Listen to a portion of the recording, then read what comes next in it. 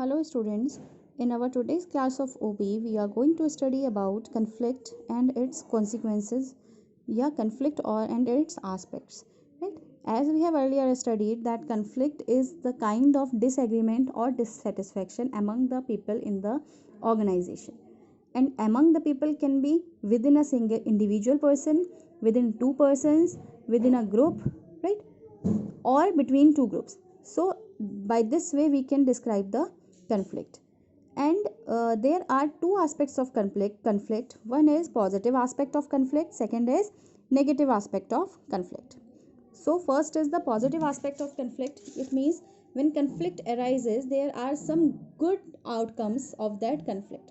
Good outcomes मतलब जब conflict यानी कि किसी तरीके का डिससेटिस्फैक्शन या डिसएग्रीमेंट अराइज होता है तो कन्फ्लिक्ट्स के कुछ अच्छे फ्रूटफुल रिजल्ट्स भी आते हैं. फ्रूटफुल रिजल्ट्स मतलब ऐसे रिजल्ट्स आते हैं जो कि ऑर्गेनाइजेशन को चाहिए, right. So the first is provide opportunity. What it mean provide opportunity means conflict provide opportunities to individuals and groups to think again and take a more concrete view of the situation. It means the parties involved in the conflict gets opportunity, right, to think again and take a more specific view of the situation. यानी कि जो problem हुई है उससे related बार बार जब person सोचता है उसके बारे में, जब बार बार उससे बाहर निकलने की कोशिश करता है तो उसको कई सारे अपॉर्चुनिटीज़ उसमें मिलती हैं कि वो कई तरीके से एक चीज़ को कंप्लीट कर सकता है. ठीक है, it provides opportunity, right. Second is innovation. Innovation means finding the new methods या फाइंडिंग अ न्यू टेक्निक या bringing something new in the business, right. Again वही चीज़ है, जैसे कि फर्स्ट में अपॉर्चुनिटी मिलती है, एक मौका मिलता है, तो दूसरे में वो क्या करता है, उस मौके को यूज़ करके इनोवेट करता है. यानी कि when a person involve in a conflict he want to come out of it, है ना. जब एक पर्सन कन्फ्लिक्ट में फंसा होता है, डिसएग्रीमेंट होता है उसे या डिससेटिस्फेक्शन होता है, तो वो उससे बाहर निकलना चाहता है. और जब वो उससे बाहर निकलना चाहता है तो नई टेक्निक्स और नए मेथड्स को इन्वेंट करता है.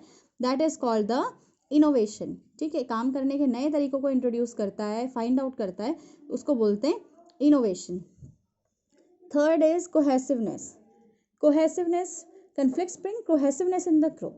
ठीक, this happens more in the case of intergroup conflicts. ऐसा कब होता है ज़्यादातर, जब इंटरग्रुप कन्फ्लिक्ट्स होते हैं, यानी कि दो ग्रुप्स में जब कन्फ्लिक्ट्स हो रहे होते हैं, दो ग्रुप्स में जब डिससेटिस्फेक्शन होता है तो कोहेसिवनेस देखने को मिलती है. तो पता चलता है कि how all peoples are close in the group. ठीक है, लोगों में अगर वो नहीं है क्लोज तो उनकी क्लोजनेस इंक्रीज हो जाती है जब एक ग्रुप की दो दूसरे ग्रुप के साथ लड़ाई होती है या कन्फ्लिक्ट्स होते हैं. जब एक ग्रुप दूसरे ग्रुप के साथ सेटिस्फाइड नहीं है तो एक ग्रुप के लोग आपस में क्या हो जाते हैं, एकजुट हो जाते हैं, यानी कि क्लोज हो जाते हैं. They gets the feeling of cohesiveness, right. Cohesiveness gets developed amongst them. Next is competition. conflicts provide challenging work environment, right, and it gives birth to the competition. जब कन्फ्लिक्ट्स होते हैं तो एक चैलेंजिंग वर्क एनवायरनमेंट हो जाता है कि मैं इससे बेहतर करूं, मैं इससे अच्छा करूं. ठीक है, और इससे ही क्या होता है, कंपटीशन डेवलप हो जाता है. And for the existence of every organisation competition is very necessary. Competition होना ज़रूरी है. अगर हम कंपटीशन नहीं है, इफ़ कंपटीशन में नहीं है या we are not having competitive feelings, and अगर हम एक ही जगह पे अपने कंफर्ट जोन पे बैठे हुए हैं तो हम कभी आगे ग्रोथ नहीं कर पाते. लेकिन अगर ऑर्गेनाइजेशन के अंदर among the employees there exist feeling of competition, it gives birth to their own development, right. Next is attention to shortcomings. When conflicts arises, actually management comes to knows what are the shortcomings in their organization. ठीक है, they gives their attention to the shortcoming. जब तक conflicts नहीं होंगे, कोई परेशानी नहीं आएगी तो उनको पता नहीं चलेगा कि उनके ऑर्गेनाइजेशन में क्या कमियां हैं या क्या दिक्कतें आ रही हैं. लेकिन जब कन्फ्लिक्ट्स अराइज होते हैं तो इसका एक बहुत अच्छा एस्पेक्ट ये है कि मैनेजमेंट, ठीक है, and management and functional organisation की फंक्शनिंग को पता चलता है कि क्या उनके ऑर्गेनाइजेशन में शॉर्ट कमिंग्स हैं, लूप होल्स क्या हैं, and they can work to improve that और टू ओवरकम दैट. ठीक है, वो उसको सही करने की, सुधारने की कोशिश करते हैं जो भी उनके वहाँ पे कमियाँ आ रही होती हैं. Next is device to overcome frustration and tension. Device to overcome frustration and tension means when conflict can, you can say it is a device to show your tension and frustration. ठीक है, जब हम कोई person लड़ रहा है, disagree कर रहा है या स्क्रीम कर रहा है, तो हम कहते हैं ना कि ये बेकार में कर रहा है, ये अपनी फ्रस्ट्रेशन उतार रहा है, ये अपनी टेंशन उतार रहा है, right. So conflict may be used as a device to overcome many frustrations and tensions, right. People may express their frustration and tension by the means of conflict. लोग अपना गुस्सा, अपनी frustration कैसे show करते हैं? Through the conflict. All right. So I hope you understand these points. First is provide opportunity. Second is innovation. Third is cohesiveness. Fourth is competition. Fifth is attention to shortcomings. Sixth is device to overcome frustration and tension. So conflict ultimately works as a device या means to overcome या to show your frustration and tension. इससे person क्या होता है? Relieve हो जाता है, right. Second heading is negative aspects of conflict. Conflict के नेगेटिव एस्पेक्ट्स क्या क्या हैं देखिए, यानी कि ऑर्गेनाइजेशन को ये नेगेटिवली कैसे अफेक्ट करता है. First is conflict as a cost. जब तक एक कन्फ्लिक्ट एक लिमिट में है, राइट, पीपल के बीच में है और it is not affecting a company, it is a good for the organizational health.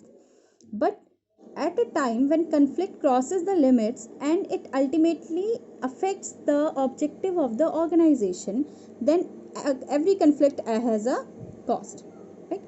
Her conflict की क्या होती है? एक कीमत होती है. conflict as a cost मतलब लड़ाई की एक क्या होती है? कीमत होती है. यानी कि लड़ाई जब हो रही है तब कहीं ना कहीं किसी ना किसी का तो कुछ ना कुछ नुकसान होता है. जब तक ऑर्गेनाइजेशन का कुछ भी कॉस्ट नहीं इनकर हो रही है, उसमें कुछ भी लागत नहीं आ रही है, कुछ भी नुकसान नहीं हो रहा, तब तक तो it is okay. But conflict की क्या होती है? कोई ना कोई कॉस्ट होती है, यानी कन्फ्लिक्ट को कहीं ना कहीं से पे ऑफ करना पड़ता है, राइट. तो when it affects the organisational objective, जब ये ऑर्गेनाइजेशन के ऑब्जेक्टिव्स को पूरा होने के में रुकावट पैदा करता है, ठीक है. When conflict creates hurdle in the realization of organizational objective, then conflict has a cost. Then conflict is treated as a cost. Understood? Next is conflict as a source of disequilibrium. Conflict as a source of disequilibrium का मतलब है कि every organization, look, disequilibrium and is opposite of equilibrium, right. Disequilibrium equilibrium का opposite है, and in an organization equilibrium means, organisation में equilibrium का मतलब होता है the relationship of inducement and contribution, right. अब ध्यान से सुनिएगा, relationship of inducement and contribution, there are two words, one is contribution and second is inducement. Contribution मतलब जो ऑर्गेनाइजेशन कंट्रीब्यूट कर रहा है, जो ऑर्गेनाइजेशन की कॉस्ट है, यानी कि जो ऑर्गेनाइजेशन अपने एचआर्स को, ह्यूमन रिसोर्स को सैलरी पे करता है, ठीक है. एंड इंड्यूसमेंट इज जो वो अपने स्टाफ से काम लेता है, ठीक है. So the it is a source of so the equilibrium, ठीक है. डिसइक्विलिब्रियम है कि हम बात कर रहे हैं, लेकिन सबसे पहले हम समझेंगे कि इक्विलिब्रियम क्या है. इक्विलिब्रियम क्या है? Equilibrium is a relationship between inducement and contribution, ठीक है. Contribution is what organisation is contributing, जो ऑर्गेनाइजेशन कंट्रीब्यूट कर रहा है. इंड्यूसमेंट यानी कि जो काम वो अपने एचआर्स, ह्यूमन रिसोर्सेज से लेता है. तो इक्विलिब्रियम एग्जिस्ट, जब एक इक्विलिब्रियम कब एग्जिस्ट होता है? जब इंड्यूसमेंट ज़्यादा होता है, यानी कि जब अपने ऑर्गेनाइजेशन में पीपल जो ह्यूमन रिसोर्स हैं उनसे काम ज़्यादा लिया जा रहा है और कंट्रीब्यूशन उससे कम किया जा रहा है. यानी कि when inducement is high and contribution is less then, यानी inducement is more then the contribution, then equilibrium exists, right. And when contribution is more than inducement, then disequilibrium exists. So जब conflicts arise होते हैं तो disequilibrium भी arise होता है. disequilibrium मतलब लोग काम कम करते हैं लेकिन उनको जो सैलरी मिल रही है या जो ऑर्गेनाइजेशन की कॉस्ट है वो क्या आ रही है? उस इंड्यूसमेंट से ज़्यादा आ रही है. Understood the meaning of source of disequilibrium. So this is also the negative aspect of conflict, that conflict as a cost. conflict की एक लागत होती है, ठीक है. कहीं ना कहीं से ऑर्गेनाइजेशन का ऑब्जेक्टिव अगर उस conflict की वजह से अफेक्ट हो रहा है, टाइमली रियलाइज नहीं हो पा रहा, तो that is called the negative aspect of conflict. Second is conflict as a source of disequilibrium. First I explained you the equilibrium. What is equilibrium? Equilibrium is the condition where the inducement is higher than the contribution, ठीक है। Equilibrium क्या है? It is a relationship between inducement and contribution. So when inducement is high, contribution is low than less than inducement, then equilibrium exists. लेकिन जब इसका उल्टा होता है, यानी ऑर्गेनाइजेशन ज़्यादा पे कर रहा है और एम्प्लॉयज से काम कम लिया जा रहा है, then it is called the disequilibrium, and it is also the negative aspect of conflict, right? Next is dysfunctional consequences of conflict. Dysfunctional consequences of conflict का मतलब है अनप्लैंड या नॉट इन प्रॉपर फ्रेम, ठीक है। जो consequences जो और भी हमें रिजल्ट्स देखने को मिलते हैं कन्फ्लिक्ट के, these are high tension among employees, ठीक है। कन्फ्लिक्ट का और क्या नुकसान है या और क्या गलत रिजल्ट्स में देखने को मिलते हैं? This is high tension among employees. Employees को क्या हो जाती है? जॉब की टेंशन रहती है कि कन्फ्लिक्ट अराइज हुआ है तो ऑर्गेनाइजेशन उसके लिए क्या डिसीजन ले सकता है, कहीं वो हमें जॉब से निकाल ना दे, ठीक है। इस तरीके की जो टेंशन अराइज होती है एम्प्लॉयज़ के अंदर। Second is discontentment among employees, ठीक। दूसरा क्या हो सकता है? डिसकंटेंटमेंट मतलब डिससेटिस्फैक्शन अमंग एम्प्लॉयज़। सो दूसरा फैक्टर हो सकता है कि उनको डिसकंटेंटमेंट हो, डिससेटिस्फैक्शन हो। सी, जब एक कन्फ्लिक्ट अराइज हो रहा है तो ये कंडीशंस हमारी अराइज होती हैं, जैसे कि टेंशन होती है, ठीक है, कि हमें कहीं जॉब से निकालना ना दिया जाए। सेकंड इज डिसकंटेंटमेंट मतलब डिससेटिस्फैक्शन, यानी कि एम्प्लॉय काम तो कर रहा है बट डिससेटिस्फाइड है, खुश नहीं है, इसका मतलब वो कभी भी जॉब को छोड़ करके जा सकता है।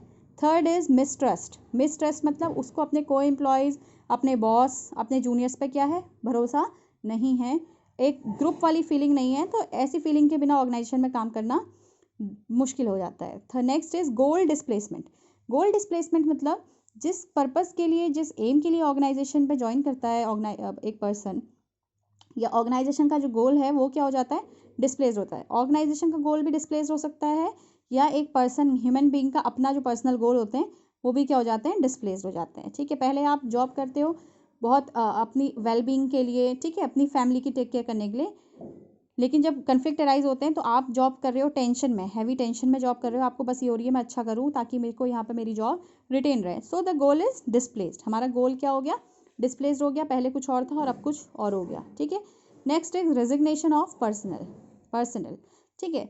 इसका एक और कंसिक्वेंसेस देखने को मिलते हैं कि जैसे रेजिग्नेशन ऑफ पर्सनल मतलब जो आपके एम्प्लॉयज़ हैं वो जल्दी छोड़ के क्या कर सकते हैं? स्विच कर सकते हैं, आपकी जॉब छोड़ के जा सकते हैं, रिज़ाइन मिल सकते हैं, and it is a very big cost for an organization, right?